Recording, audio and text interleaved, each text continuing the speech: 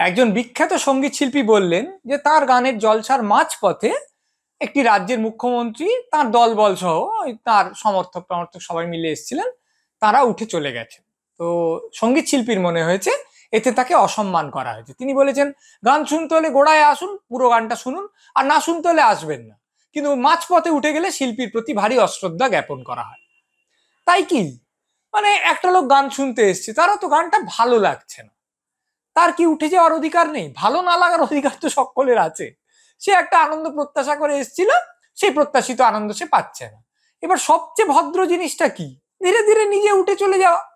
একটা লোক যদি উঠে না যেত, যদি ধরা যাক উচ্চ স্বরে নিজের অপছন্দ ব্যক্ত করত, কিংবা পাশের লোকটার সঙ্গে হই হই করে বলতো এ কি আপনার এসব ভাল লাগছে, বা পাশের বন্ধুর সঙ্গে গল্প করতে শুরু করত, কিংবা বিরাট নীল রঙের মোবাইল জেলে মেসেজ করতে শুরু করতো বা ফোন করতো, মানে সোজা কথায় তার অপছন্দটা সে খুব প্রকটভাবে জানাচ্ছে। সে সামনে মঞ্চে যা হচ্ছে তার প্রতি কোনো মনোযোগ দিচ্ছে না, এবং যে লোকগুলো মনোযোগ দিচ্ছে তাদের খামোকা বিরক্ত করছে, তাদের মনোযোগে বিঘ্ন ঘটাচ্ছে। তখন মঞ্চ থেকে কি শিল্পী বলতেন না যে শুনুন, আপনার যদি ভালো না লাগে আপনি উঠে চলে যান, কিন্তু এইখানে থেকে অন্য সবাইকে ডিস্টার্ব করবেন না, আর আমাকেও ডিস্টার্ব করবেন না। তাই তো বলা হতো। একটা লোক যখন একটা গানের জলসার বা যে কোনো হয়তো ম্যাজিক শোর বা একটা নাটক দেখার টিকিট কেটেছে, তার যেমন সামনে যা হচ্ছে তা উপভোগ করার অধিকার আছে, তেমনি সেটা উপভোগ না করার, সেইখানে বসে না থাকার অধিকারটাও তার আছে। টিকিট কাটার মধ্যে গান শোনার অধিকার আর গান না শোনার অধিকার, এই দুটোই একই সঙ্গে আছে। উঠে চলে গেছে, অনেক ভদ্র আচরণ করেছে বলে মনে হয়।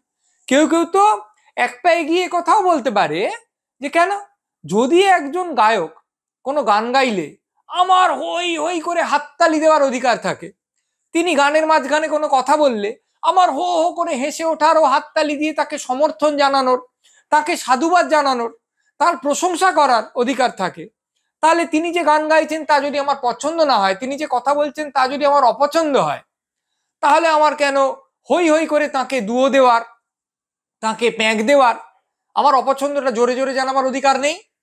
চট করে তার উত্তর দেওয়া যাবে না। আবার আমি যদি ধরে নিই যে সামনে একটা জিনিস হচ্ছে, গান হচ্ছে কি নাটক হচ্ছে, সেখানে আমার উঠে চলে যাওয়ার অধিকার নেই, তাহলে একই সঙ্গে আমাকে এটাও মানতে হবে যে একটা সিনেমা দেখতে দেখতেও আমার উঠে চলে যাওয়ার অধিকার নেই। কারণ সিনেমার লোকগুলো এই মঞ্চে উপস্থিত নেই বলে আমি তো তার প্রতি একটা ভিন্ন আচরণ করতে পারি না। সিনেমা তো আর কম দরদ দিয়ে, কম নিষ্ঠা দিয়ে, কম অধ্যবসায় দিয়ে তৈরি হয়নি। সিনেমার লোকগুলো সেই সিনেমা করেছে, সেইটা ওখানে প্রজেক্টেড হচ্ছে। তাহলে যেমন ট্রাফিক সার্জেন্ট না থাকলে আমি সিট বেল্ট খুলে চলে যাব, এটা কোনো কাজের কথা হতে পারে না, তেমনি আমার যদি নীতি হয় যে কোনো একটা শিল্প উপভোগ করতে গিয়ে আমি মাঝপথে চলে আসতে পারি না, তাহলে সিনেমা হলেরও মাঝপথে উঠে যেতে পারি না। বা একটা বই খুলে দূর আর পড়তে ভালো লাগছে না বলে মাঝপথে বইটাকে আমি পরিত্যাগ করতে পারি না, তাহলে গোটা বইটা পড়তে হবে, অথবা আপনি বইটা পড়তেই শুরু করবেন না। এইরকম কোনো ফতোয়া কি কখনো কাউকে দেওয়া যায়? যদি আমি একজন শ্রোতা বা একজন দর্শককে বলি না আপনি যখন ঢুকে পড়েছেন আপনার আর বেরোবার পথ নেই, এরকম কথাগুলোকে আন্ডার ওয়ার্ল্ডে বলে শোনা যায়। এই তুমি ওয়াগান ব্রেকার হয়েছো, এই তুমি পকেট মার হয়েছো, এই তুমি পাপ কাজ করেছো, এই তুমি সুপারি কিলার হয়েছো, তুমি আর কোনোদিন স্বাভাবিক জায়গায় ফিরে যেতে পারবে না, ওই যেখানে ঢুকেছো ওইখানেই তোমায় থাকতে হবে। এইরকম একটা নির্দেশ যদি একজন শ্রোতা বা দর্শক বা কোনো রকম বক্তার প্রতি আমি জারি করে দিই, তাহলে তার গণতান্ত্রিক অধিকারটাকে আমি তো কেড়ে নিচ্ছি। আমি তো স্বীকার করছি না যে তার গণতান্ত্রিক অধিকার আছে। একটা লোক যদি আসে, তার দেখার অধিকার আছে না দেখার অধিকার আছে না, তুমি যখন ঢুকে পড়েছো তোমায় পুরোটা দেখতেই হবে, এইরকম ভাবে আমি যদি একটা জোরাজুরি করি, তাহলে আমি তাকেই অশ্রদ্ধা করলাম নাকি, তাকে অপমান করলাম নাকি? যেমন একজন দর্শক বা শ্রোতার সামনে একজন গান গাইলে তাকে অপমান করার অধিকার নেই, তেমনি যিনি গান গাইছেন তার হাতে মাইক আছে, তিনি মঞ্চে আছেন, কিছুটা উঁচুতে আছেন, তারও তো দর্শক বা শ্রোতাকে অপমান করার কোনো রকম অধিকার নেই।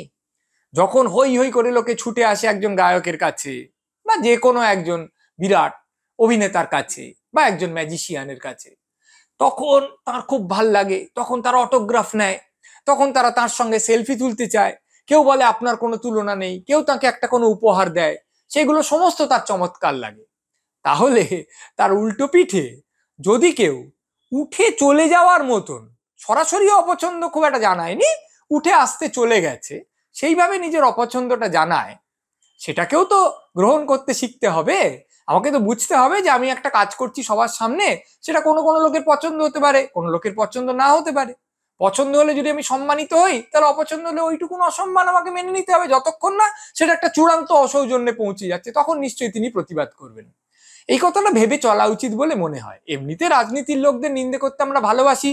কোনো একজন মুখ্যমন্ত্রী বা কোনো একজন মন্ত্রী যা করেছেন, আমরা তাকে তিরস্কার করে অনেকটা সমর্থন করিয়ে থাকি।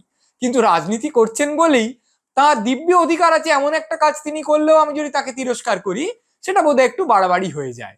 এই সব কটা কথা মাথায় রেখে, যেমন গান গাইতে গেলে সুর তাল সমস্ত মাথায় রাখতে হয়, এই সব কটা কথা মাথায় রেখে যদি আমরা একটু নিজের বিশোধগারটা করি, একটু নিজের বিচ্ছিরি লাগাটা জানাই, তাহলে হয়তো সব দিক থেকেই অনেকটা সুবিধে হয়।